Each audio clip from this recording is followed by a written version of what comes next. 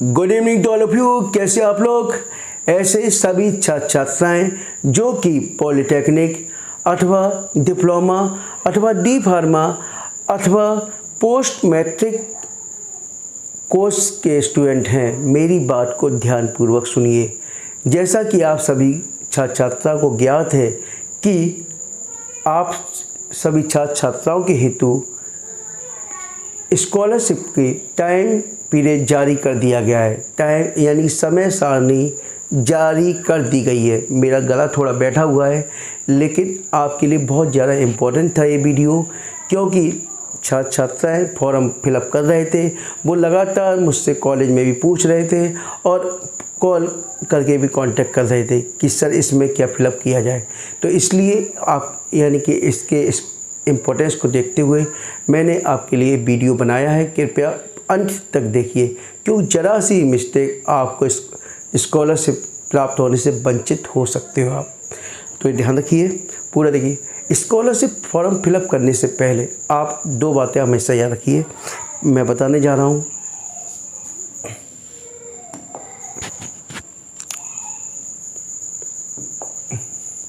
पहली बात देखिए, स्कॉलरशिप फॉर्म में वही मोबाइल नंबर फिलअप कीजिए जो कि आधार कार्ड से लिंक है।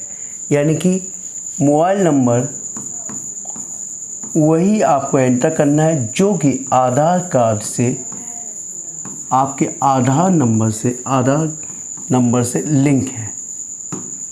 याद रखिए। दूसरी बात, आपका जो इनकम सर्टिफिकेट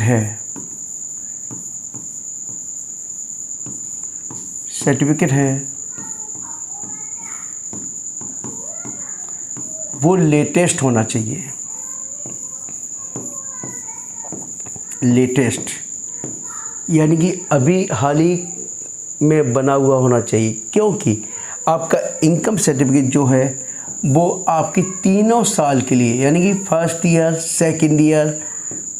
सेकेंड ईयर और थर्ड ईयर, तीनों के लिए कार्य करता है। याद रखिए। अब ये देखिए, यदि पुराना इनकम सर्टिफिकेट है, यदि आपने अभी लगा दिया, फर्स्ट ईयर में लगा दिया, ठीक है, तो माना ये सेकेंड ईयर तक चला और आपको मालूम है इनकम सर्टिफिकेट जो होता है 3 साल के लिए वैलिड होता है। कितनी साल के लिए? 3 साल के लिए। अब इसके बाद आप थर्ड ईयर में आए।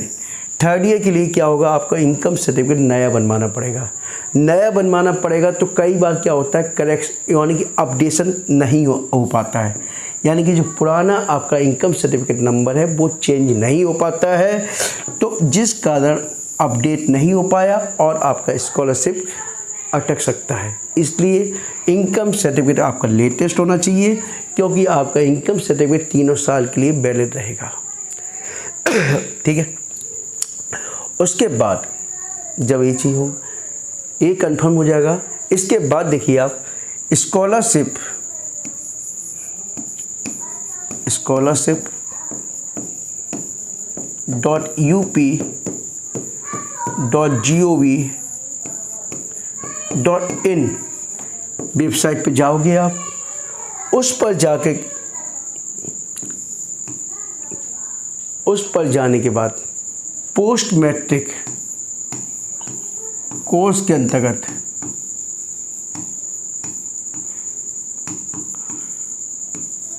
आपको अपना फॉर्म फिलअप करना होगा। अब फॉर्म फिलअप करते वक्त आपको क्या क्या ध्यान रखना है, ये देखिए।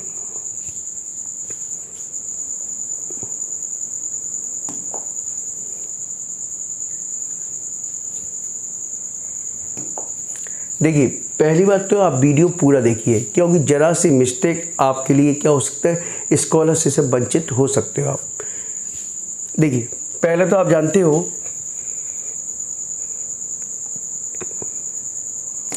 कि कॉलेज का नाम सिलेक्ट कर ही लोगे आप, ठीक है।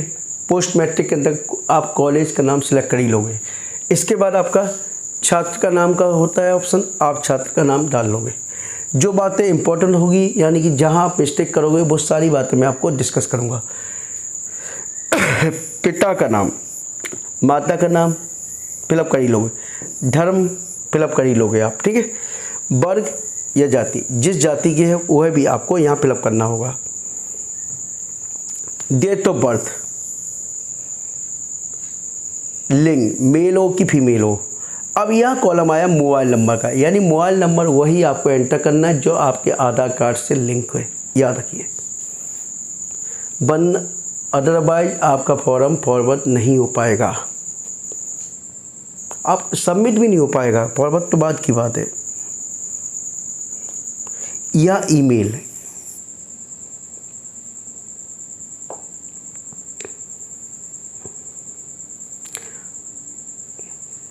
अब ये देखिए हाई स्कूल बोर्ड,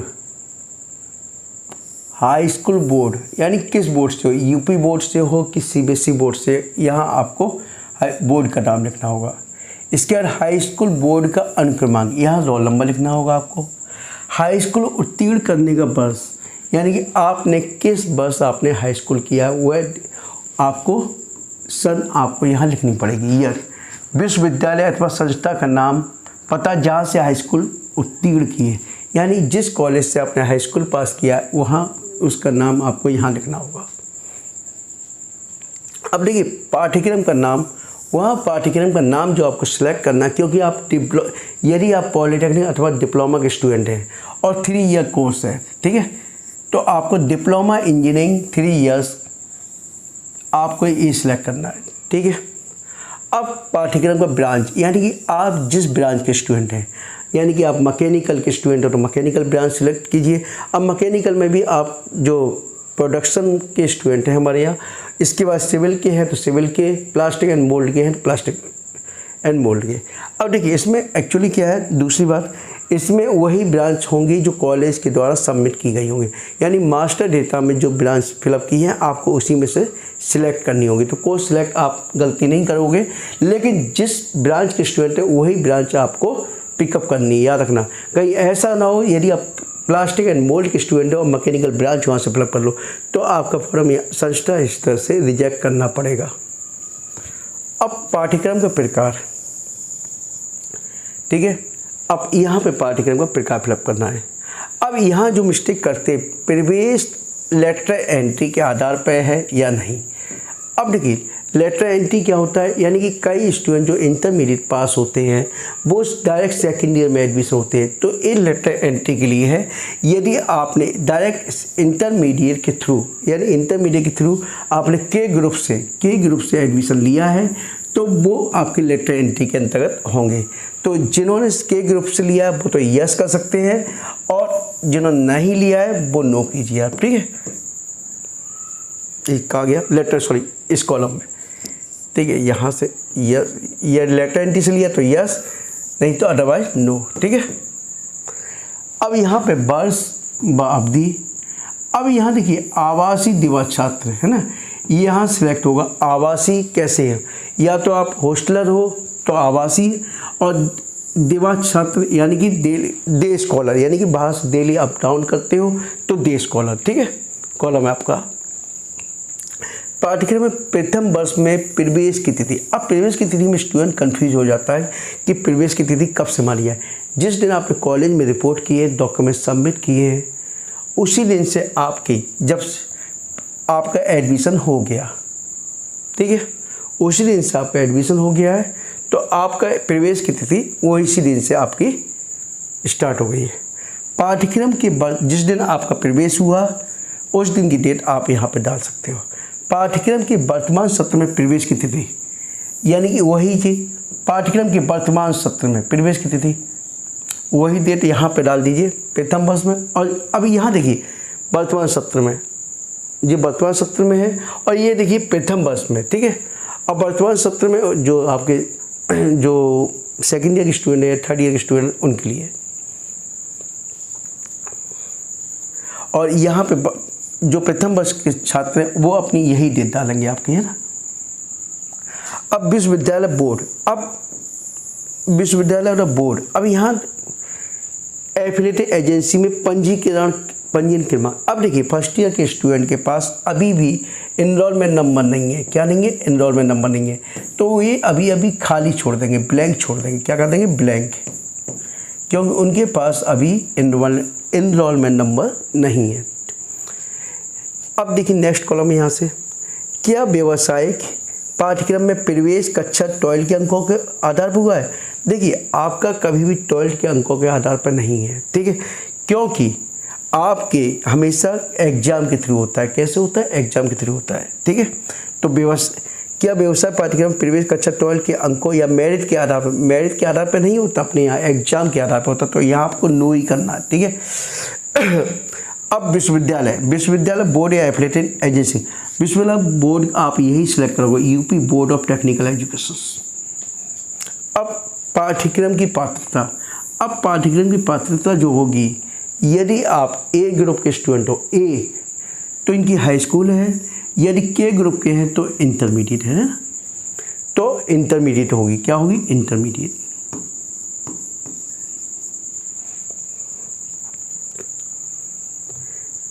अब ये कॉलम है, क्या वर्तमान पाठ्यक्रम में प्रवेश यूपीएसएससी या एकेटीयू या जीकप अथवा नीट के माध्यम से प्रवेश की परीक्षा से हुआ है? तो यस, आपका जो एडमिशन हुआ है स्टेट लेवल एंट्रेंस एग्जामिनेशन अर्थात जॉइंट एंट्रेंस एग्जामिनेशन काउंसिल के स्टेट लेवल की जो एग्ज़ाम होता है उसके द्वारा हुआ, तो यहाँ पे आपको यस करना होगा। प्रवेश परीक्षा का प्रकार जीकप के माध्यम से हुआ है, ठीक है।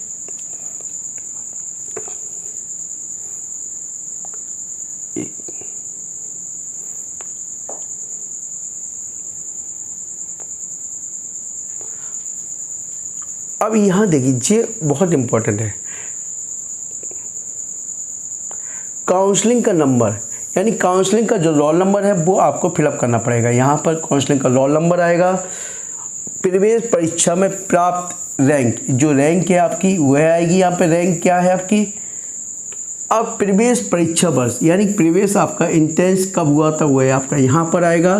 प्रवेश परीक्षा प्राप्त कट ऑफ अंक, जो अंक आपको प्राप्त हुए वो आपको यहाँ फिलअप करने होंगे। याद रखिए ये चारों चीज़ें, चारों पॉइंट बहुत इंपॉर्टेंट है। बिना इसके संस्था से आपका फॉर्म फॉरवर्ड नहीं होगा, याद रखिए। अब देखिए, विगत वर्षों की शैक्षिक योग्यता, हाई स्कूल एवं अन्य उच्चतर कक्षाओं का विवरण।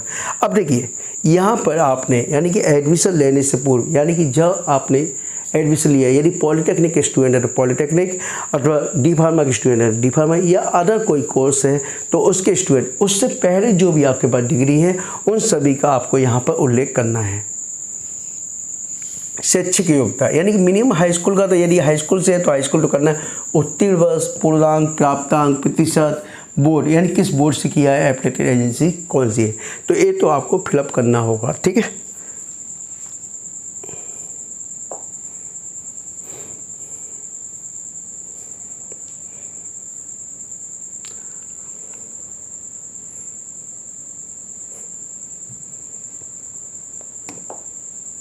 अब देखिए यहाँ पर पर्सनल इंफॉर्मेशन है आपकी, उपजाति, यानी आपकी उपजाति कौन सी है, यानी कि अनुसूचित जाति में भी आपकी कौन सी जाति है उसका उल्लेख आपको यहाँ करना है, ठीक है। उपजाति, आवासीय स्थायी पता, यानी कि जो आपका परमानेंट एड्रेस है, क्या है, परमानेंट एड्रेस है, वो आपको फिलअप यहाँ करना पड़ेगा। और पत्र व्यवहार का पता, यदि आपको परमानेंट एड्रेस में ही पत्र व्यवहार करना है तो परमानेंट एड्रेस लिखिए। यदि आप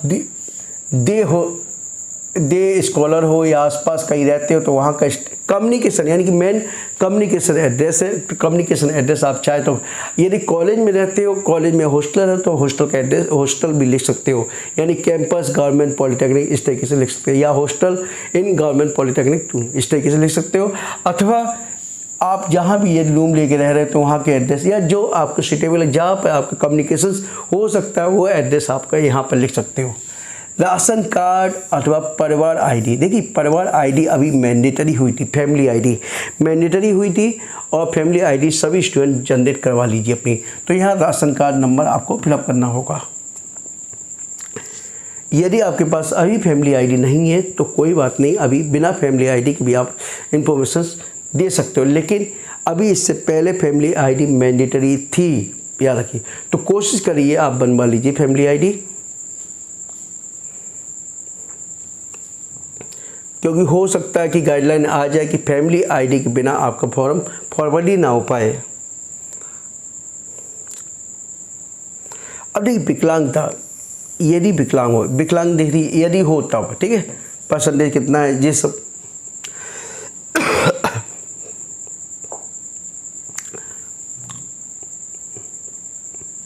अब देखिए ये आपका बहुत इम्पोर्टेंट है, जाति प्रमाण पत्र।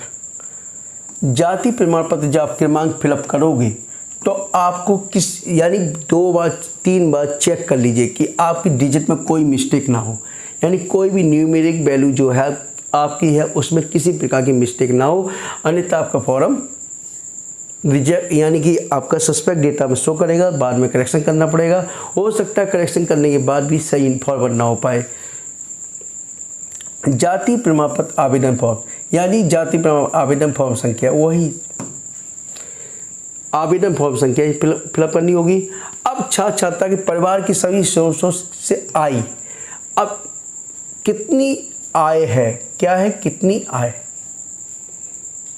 यानी कि आय कितनी है वह आय इसको फिलअप करनी होगी। आय प्रमाण पत्र जारी करने यानी इनकम सर्टिफिकेट जब जारी किया गया उसकी डेट क्या है वो फिलअप यहाँ करनी पड़ेगी। जाति प्रमाण पत्र जारी करने की तिथि यहाँ पर है, आय प्रमाण पत्र की क्रम संख्या यहाँ पर, आय प्रमाण पत्र आवेदन फॉर्म संख्या, आवेदन फॉर्म संख्या उस पर पड़ी होती है, वह आवेदन फॉर्म संख्या आपको एप्लीकेंट नंबर डालना पड़ेगा, वो यहाँ पर होगी। इसी प्रकार से यहाँ पर जाति प्रमाण पत्र आवेदन फॉर्म संख्या रहती है। बैंक डिटेल, अब देखिए बैंक में बैंक का नाम रहेगा, ठीक है, ब्रांच का नाम, किस ब्रांच में है आपका अकाउंट, किस ब्रांच में अकाउंट है, IFSC कोड यानी उस ब्रांच का IFSC कोड। ये तीनों बहुत इंपॉर्टेंट हैं, तीनों बहुत सावधानी पूर्वक आपको डिटेल फिलअप करनी है।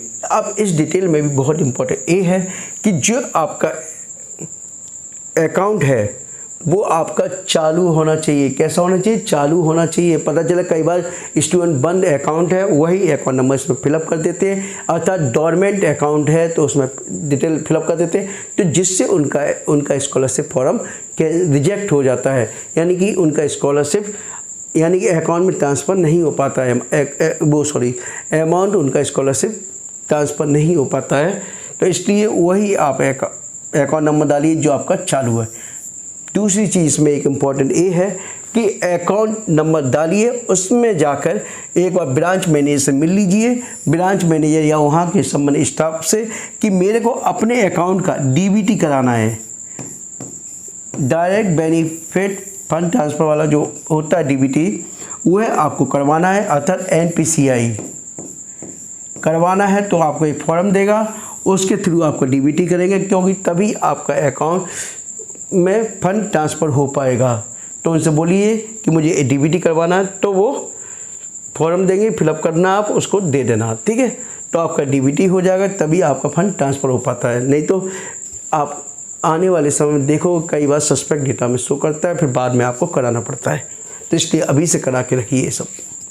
जनपद का नाम, जहाँ छात्र छात्रा का खाता खुला हुआ है, ठीक है, छात्र छात्रा का बैंक अकाउंट नंबर दीजिए, बैंक अकाउंट पर अंकित नाम जो उस पर अंकित नाम है। देखिए यहाँ स्टूडेंट गलती मत करना, आपका अकाउंट नंबर उसी नाम से होना चाहिए जिस नाम से आपका एडमिशन हुआ है, याद रखिए, या था जिस नाम से आपका स्कॉलरशिप फॉर्म फिलअप किया जा रहा है उसी नाम से आपका अकाउंट नंबर होना चाहिए।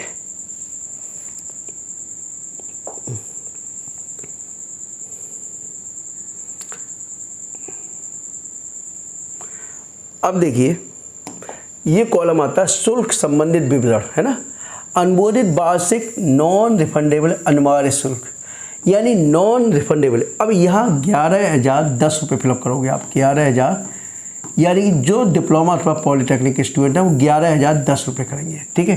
जे कौन करेगा, डे स्कॉलर, कौन करेंगे, डे स्कॉलर, ठीक है, ठीक है। और ये जो होस्टलर हैं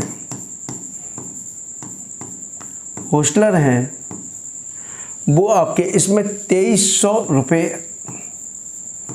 ऐड कर देंगे, ठीक है, 2300 रुपये ऐड कर देंगे और टोटल अमाउंट फिलअप कर देंगे। यानी हॉस्टल की अलग से 2300 रुपये फीस और ली जाती है, ठीक है। तो उस अमाउंट को ऐड करके उसको टोटल अमाउंट कितना हो गया, देखिए 0 1 3 3 13,310, ठीक है। 11 2 13 310 हो गया, ठीक है। ये अमाउंट आपको फिलअप करना होगा, यानी कि जो हॉस्टल स्टूडेंट है। अब देखिए यहाँ गत वर्ष का परीक्षा का विवरण।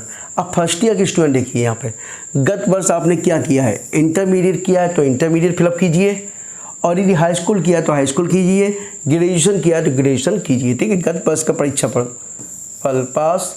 अब परीक्षा प्रणाली आपकी बात से की जाती है।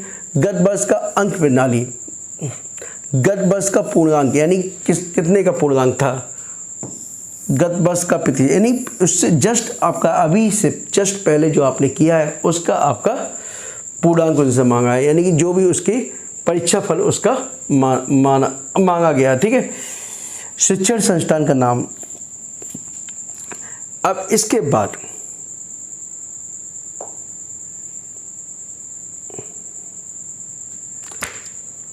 जो ऑटोमेटिक आता है कि कुल वार्षिक आय, देखिए यहाँ पर 2 लाख से कम और अनुसूचित जाति के लिए जाति जनता 2 लाख से कम है, जो ऑटोमेटिक आता है। इसमें स्टूडेंट के साइन होते हैं, तो पहले कंफर्म कर लीजिए जो आपकी ये 2 लाख से कम है, यानी कि जो भी आय है 2 लाख से कम है। इसमें एक बात और याद रखिए, कई बार अभी तक स्टूडेंट ऐसा करते आ रहे थे कि इनकम सर्टिफिकेट अपने नाम से बनवा रहे थे, लेकिन अब कदापि नहीं चलेगा। इनकम सर्टिफिकेट गार्जियन के नाम से, फादर के नाम से होना चाहिए, फादर के नाम से होना चाहिए, ठीक है। फादर के नाम से होना चाहिए।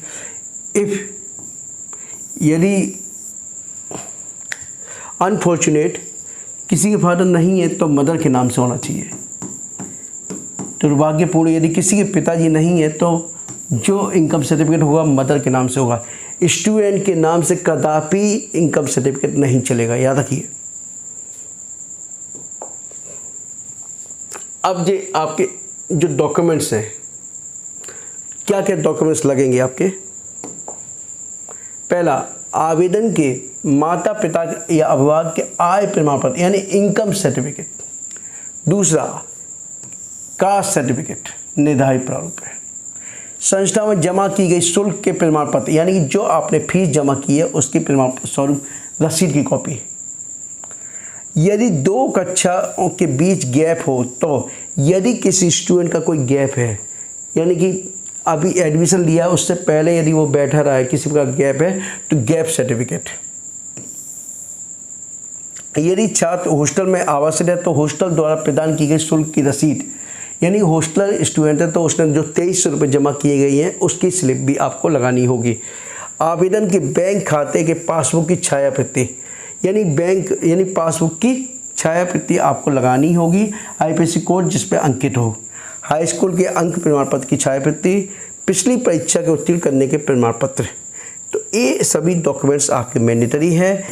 ये डॉक्यूमेंट्स आप रेडी रखिए और फॉर्म फिलअप करना स्टार्ट कर दीजिए। हो सकता है अभी कई इंस्टीट्यूट में यानी कि मास्टर डेटा सेव करने में, अपडेट करने में दिक्कत आ रही, क्योंकि डिस्ट्रिक्ट लेवल से अभी EISH कोड है उसको अभी उन्होंने वेरीफाई नहीं किया है कई संस्थाओं के। तो हो सकता है अभी आपको कोर्स सिलेक्ट करने में दिक्कत आ रही हो, लेकिन ये दिक्कत आपकी 1 या 2 दिन में रिजॉल्व हो जाएगी। तो आप 1 या 2 दिन बाद आराम से फॉर्म फिलअप करना स्टार्ट कर दीजिए। और यदि कोई क्यूरी है तो मेरे यानी कि व्हाट्सएप नंबर पे आप मुझसे मैसेज करके पूछ सकते हैं, या कमेंट्स बॉक्स में भी लिख के मुझसे पूछोगे तो मैं उसका आंसर दूंगा। और जो स्टूडेंट पहली बार मेरे चैनल को देख रहे हैं कृपया चैनल को सब्सक्राइब कीजिए, अधिक से अधिक शेयर कीजिए, क्योंकि मेरा वीडियो बनाने का उद्देश्य यही था कि आप जो नए स्टूडेंट हैं, इसके साथ साथ जो पुराने स्टूडेंट हैं, उनको किसी प्रकार की समस्या ना हो। ठीक है, ओके, थैंक यू।